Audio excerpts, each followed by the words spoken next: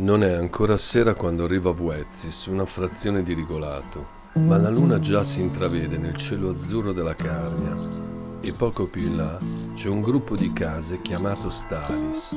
La strada finisce vicino ad una fontana, dove ho la fortuna di incontrare l'artista Ezio Cescuti e la sua nipotina Celeste.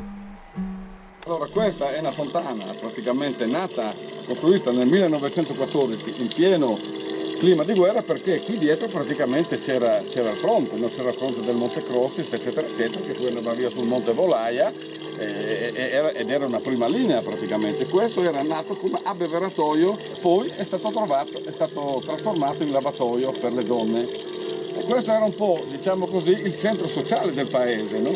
Noi facevamo il bagno qui e questa era la nostra piscina, fredda da morire, comunque ci andavamo dentro, insomma, ecco. Ora, questo murale è stato fatto in occasione di un progetto denominato Progetto Fontane per la rivalutazione di tutte le fontane del comune di Rigolato, perché Rigolato è città dell'acqua e conta ben 64 fontane.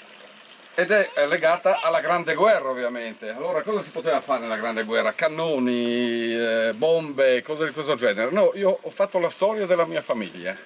Perché? Perché mia mamma è nata nel 1916, in dicembre, e mio nonno è morto nel 1917, pertanto non ho conosciuto mia mamma. Allora, questa è un po' la storia. Allora, vedi il Carso, due soldati non molto identificati, perché così vivevano come potevano, chiaramente in trincea, e a mio nonno arriva un telegramma, servizio telegrafico, soldato di Sopra Cesare, 232esimo reggimento fanteria, Rigolato, la stazione telegrafica di Villa Vicentina, 23 parole, la data, eccetera, e questo è proprio il testo dei telegrammi che mandavano, dove dicevano: stamane tua consorte diede luce a una bambina, sarebbe bene tua presenza, saluti sindaco. Lui la legge, poi sotto sono dei fiori, perché? Dei fiori rossi, perché lui non tornerà mai. Lui muore il 28 agosto del 1917. E su questo lato invece noi vediamo le lettere che comunque lui mandava dal fronte, no? Cara moglie, stamane è stata la prima giornata in trincea, verificato dalla censura, perché la storia diceva così, e questa la indirizza a di sopra Norina, che sarebbe sua figlia praticamente, no? A un certo punto però là abbiamo i fiori rossi, e qui cosa è arrivato a mia nonna? Praticamente sono arrivate le medaglie al valore. Cosa sta a significare? Che lui non sarebbe tornato, sono tornate solo le medaglie, no? E cosa rimane allora? Rimane una donna con una bambina. E qui c'è il grande problema, se vogliamo, della Carnia e del Friuli in generale, no? Paesi poveri. Lui è morto, ha finito la sua esistenza. Loro praticamente rimangono, no? Rimangono, e cosa vuol dire rimanere? Cosa vuol dire rimanere in Carnia? Vuol dire lavorare, vuol dire prendere il gerlo, vuol dire prendere la falce, perché praticamente bisognava lavorare per sopravvivere. Questa è la storia praticamente della mia famiglia. Lascio Ezio ringraziandolo per questo suo murales e la sua bella e interessante storia. Il giorno dopo decido di andarlo a trovare dove vive, a Magnano in Riviera, per conoscere più a fondo la sua arte e per farmi raccontare un'altra storia, quella delle maschere chiamate Domaz nel Carnevale di Tarcento. Sono nato a Stali di Rigolato nel lontano 1954. Ho vissuto in questo splendido paese fino all'età di 11 anni, quando per motivi di studio ho dovuto lasciarlo. Finite le scuole, ho frequentato la scuola d'arte nel settore dell'arredamento.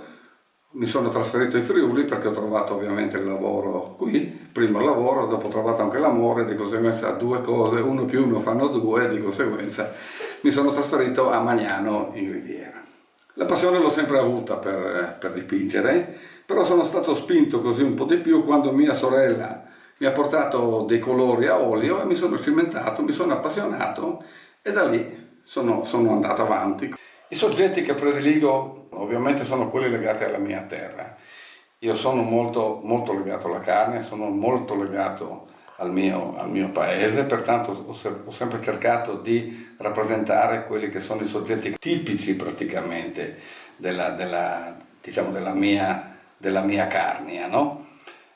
Senza però tralasciare il Friuli, il Friuli è stata la mia terra di adozione, dove sono stato molto ben accettato, devo dire, e di conseguenza diciamo che è una miscellanea fra i soggetti friulani e i soggetti carnici.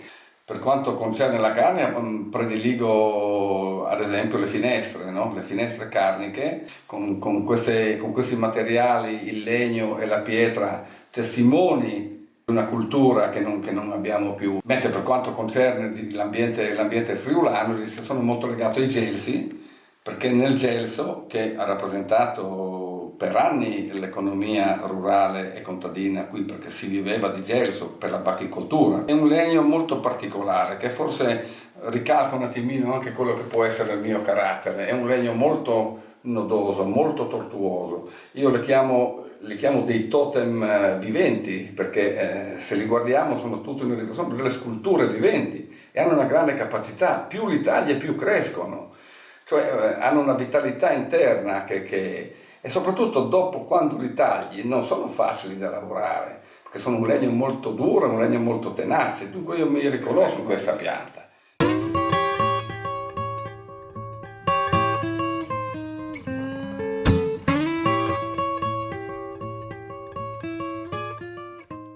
Mi sono dedicato anche alla scultura, complici praticamente le maschere di Tarcento. Cosa sono le maschere di Tarcento?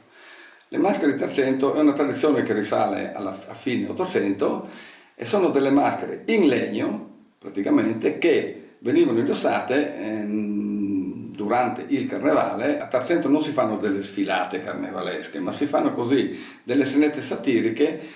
Una volta le facevamo nelle vecchie case, ma qui colpisse il terremoto, praticamente le vecchie case non ci sono più, le aie non ci sono più, pertanto le rifacciamo nelle vecchie osterie di Tarcento. E sono maschere praticamente totalmente in legno. Oh boy, oh boy, a long ways from home. Qui c'era una grandissima emigrazione, tutti gli uomini emigravano, stagionali, e rimanevano donne e bambini. Quando rientravano gli uomini praticamente verso novembre, dicembre, eccetera, eccetera, la prima cosa che facevano, aggiustavano gli attrezzi agricoli. E la seconda cosa, si costruivano la maschera per carnevale. Ma c'era una motivazione, che è una motivazione molto più profonda. Perché il carnevale, la festa di carnevale, era l'ultima festa che potevano fare prima di riprendere la valigia e tornare a partire. Pertanto il carnevale era molto molto sentito, ma non solamente per fare baldoria. È l'ultima festa che possiamo fare assieme agli amici, assieme alla famiglia, poi dobbiamo riprendere la valigia e ripartire. Per questo mi sono anche legato un po', perché anche la mia carne è una terra di emigrazione, chiaramente. Il mio papà ha fatto il minatore in Belgio. Di conseguenza io mi ritengo un emigrante in patria, perché anch'io ho dovuto lasciare il mio paese per venire a lavorare in Friuli. E allora ho cominciato a fare così queste maschere, si chiamano tomats. Potete vedere una maschera, qui è rappresentato praticamente un ubriacone nella fattispecie, no? Un personaggio così tipico, un personaggio da osteria. Si accentuano molto quelle che possono essere le caratteristiche fisiche praticamente. Il bello è quando si lavora davanti, un po' meno quando bisogna lavorare dietro, perché praticamente queste maschere sono tutte svuotate perché devono essere indossate praticamente nelle scenette satiriche che dicevo prima che si fanno all'interno delle osterie. Pertanto uno da persona normale diventa un ubriacone praticamente, no? Ecco, e questo vale ovviamente per tutti. Qui invece vi faccio vedere il personaggio tipico del terremoto, è l'Orcolat, che era questa figura mitologica praticamente enorme che sconquassava le case, eccetera, eccetera.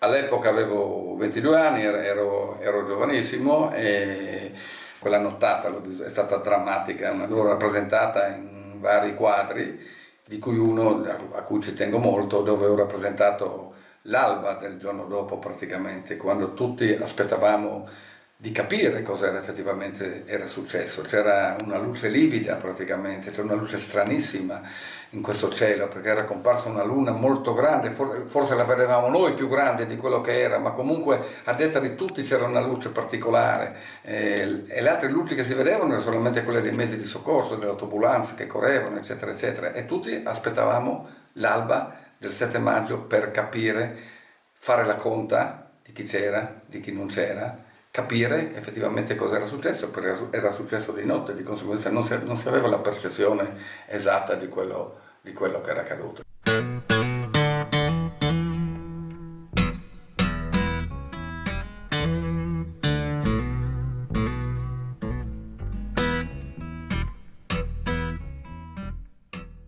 Ecco, dall'esperienza delle maschere che vedevamo prima sono passato così a un'esperienza a tutto tondo, come possiamo vedere in questo lavoro. E l'ultima fatica che ho fatto praticamente è una serie dedicata al tagliamento. Perché al tagliamento? Perché rappresenta praticamente il trade union che lega tutto il Friuli, perché nasce in Carnia, attraversa la provincia di Udine, attraversa una buona parte della Carnia, prende tutti gli affluenti praticamente suoi, sono tutti carnici, partiamo dal torrente Degano, partiamo al Bu, partiamo al Fella, praticamente tutta la carne viene assorbita da questo fiume che poi viene giù ed è caratterizzato da questi rami praticamente, da queste forme strane, no? È tutto un intersecarsi praticamente di questo percorso. E per fare questi lavori mi sono comprato praticamente degli attrezzi, perché ovviamente al giorno d'oggi bisogna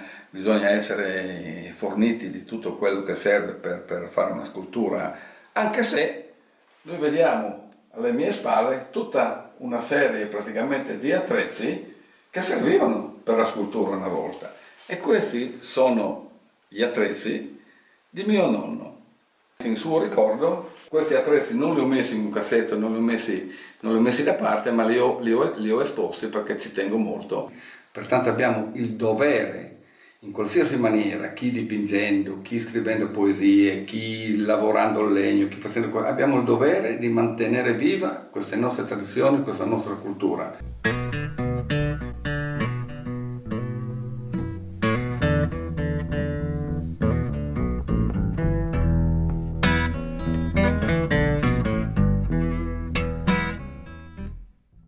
È una tradizione che stava scomparendo a fine degli anni 80 del secolo scorso, che fortunatamente siamo riusciti a recuperare. Dall'ultimo mascheraio che era rimasto, con dei corsi, con dei lavori con le scuole, eccetera, eccetera, siamo riusciti a rinverdire questa tradizione e adesso possiamo vantare praticamente a Tarcento una ventina di mascherai che operano. Ed in più, con i mascherai di Tarcento, teniamo dei corsi. Abbiamo un buon riscontro perché oltre a ragazzi giovani che sono entrati quest'anno, in 8 hanno fatto il corso, in 6 sono entrati nell'associazione, ed in più ci sono anche delle donne, che non è da poco praticamente, che iniziano a fare questo tipo di esperienza.